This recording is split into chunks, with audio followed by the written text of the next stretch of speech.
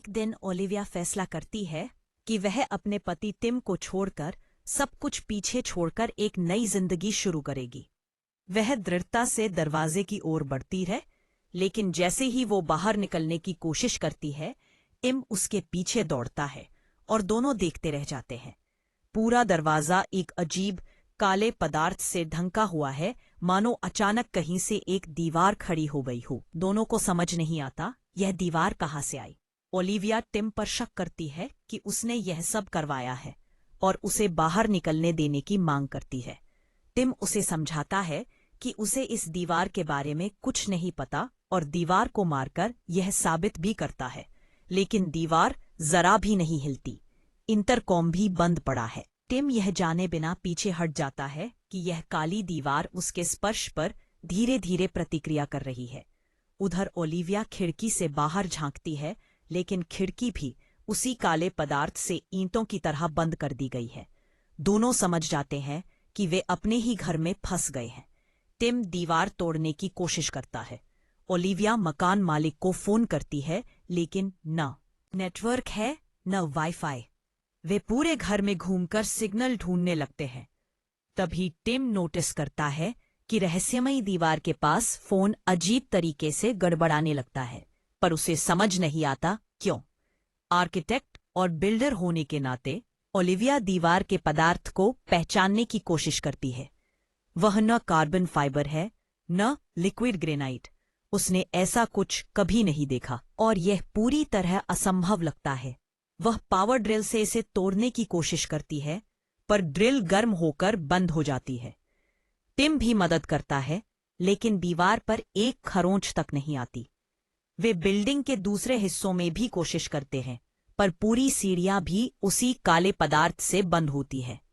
एकमात्र कामयाबी उन्हें तब मिलती है जब वे पड़ोस के फ्लैट से लगी दीवार तोड़ लेते हैं। अंदर उन्हें एक युवा कपल मिलता है, मार्विन और अन्ना, जो उतने ही परेशान हैं।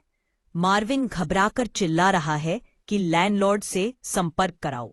अन्ना रोते रोते बताती है कि जैसे ही वह उठी, उसे भी दीवार दिखाई दी। ओलिविया जल्दी ही समझ जाती है कि दोनों नशे में हैं। बीच पानी भी बंद हो चुका है। सभी अपने अपने खाने का सामान जोड़ने लगते हैं। समय कम है, इसलिए टिम प्रस्ताव रखता है कि इसे एक खेल की तरह देखना चाहिए। यह सुनते ही ओलिविया फट पड़ती है। तुम्हारा वही बेकार खेल। अगर हम कल चले गए होते तो यह सब नहीं होता। गुस्से में वह कहती है कि अब वह कपल नहीं है और दूसरे कमरे में चली जाती है। कुछ समय बाद दोनों शांत होकर अलग अलग बैठते हैं। तभी टिम को दीवार पर एक छोटा धातु का टुकड़ा चिपका हुआ नजर आता है। वह खींचता है, पर वह तुरंत वापस चिपक जाता है। ओलिविया आती है और दोनों सुलह कर लेते हैं। टिम उसे दिखाता है कि धातु दीवार से चिपक रही है। वह कई धातु की चीजें लाकर दीवार से चिपकाती है।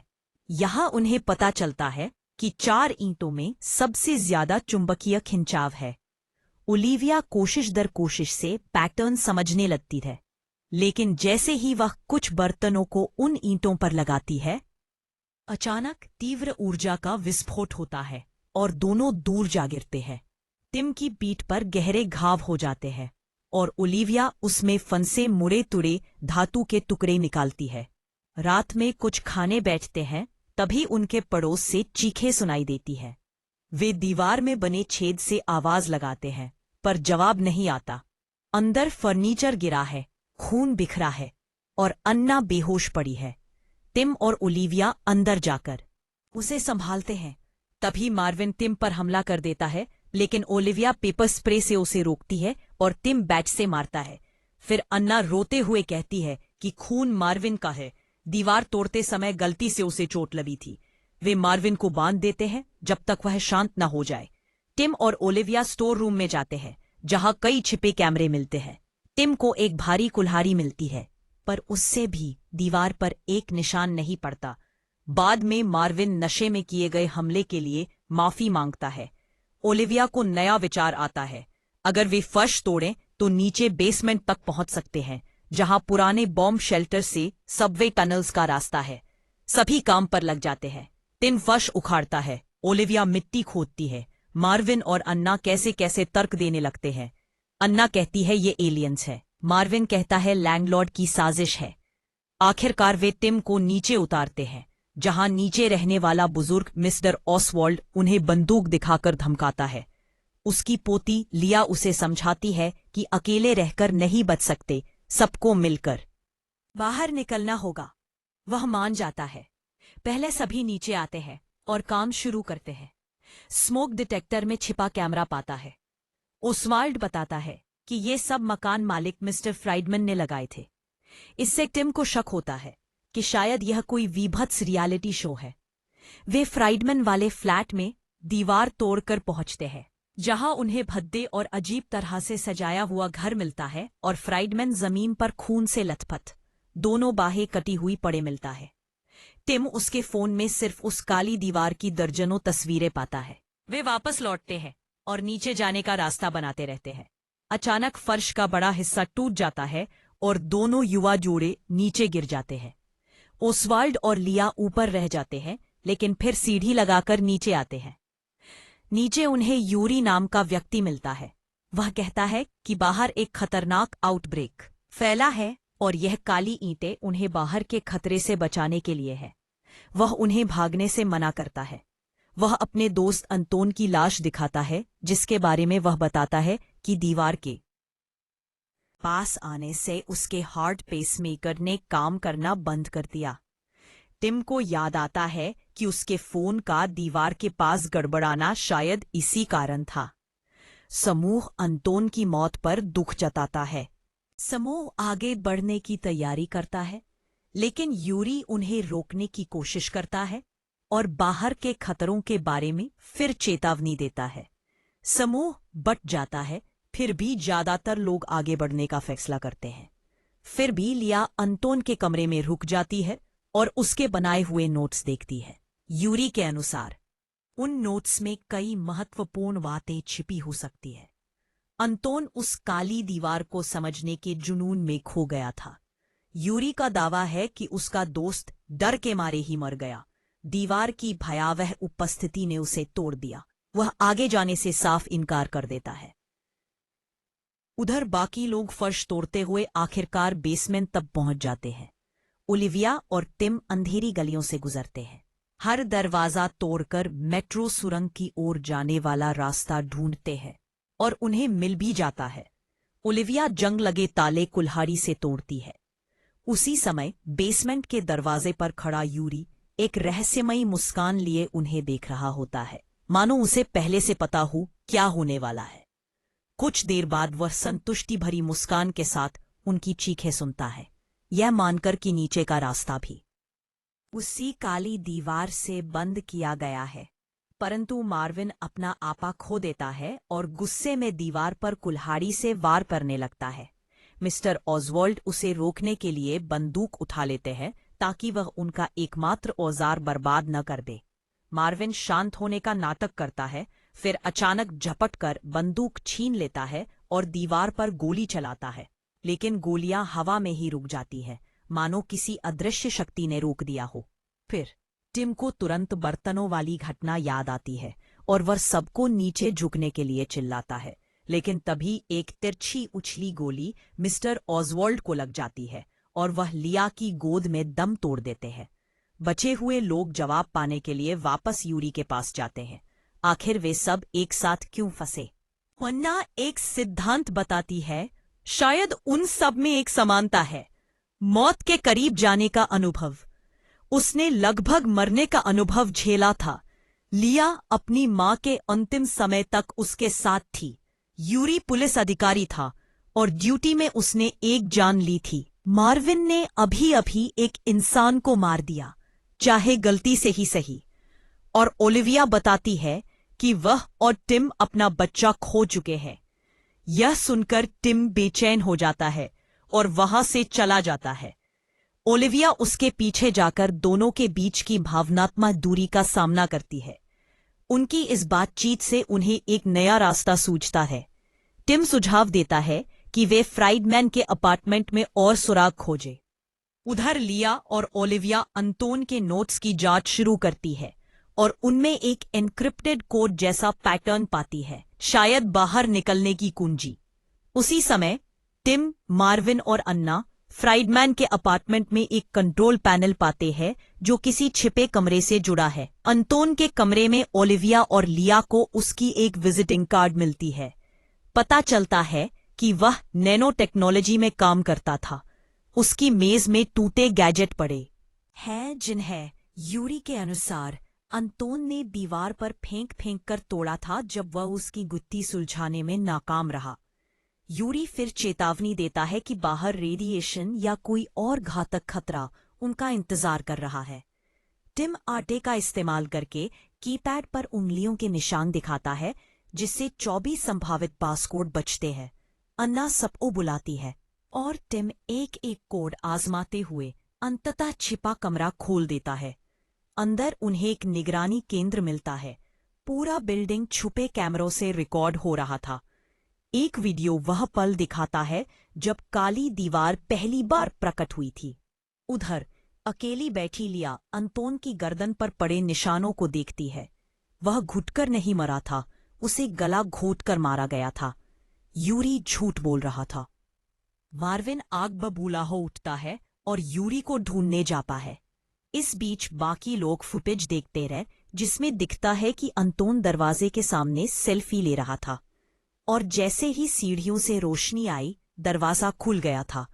यानी वह बाहर निकलने का तरीका खोज चुका था।